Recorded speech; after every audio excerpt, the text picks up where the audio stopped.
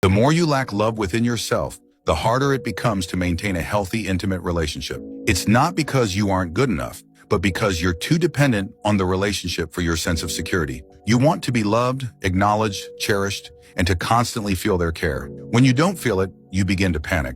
If they take too long to reply, you can't help asking, "What are you doing?" If they seem a little distant, you start overthinking. Did I upset you again? You struggle to control your emotions. The more you love them, the more insecure you become. It's not that you don't trust them, but you're terrified of being ignored or neglected. You constantly wonder, if they really loved me, why wouldn't they reach out first? So you repeatedly test them, saying the opposite of what you mean, deliberately not responding, or suddenly acting cold just to see if they care. You don't actually want to argue. You just want to hear them say, "Of course I love you." You invest heavily in the relationship and truly love them, but you've placed yourself in a vulnerable position. If they're slightly cold, you start losing control. If they're not enthusiastic enough, you wonder if they're falling out of love. Eventually, no matter how much they loved you initially, they'll grow weary. Not because they don't care about you, but because they can't handle your constant emotional fluctuations and negativity. You want them to always comfort you, always take initiative, always be understanding. But love isn't about one-sided care and reassurance.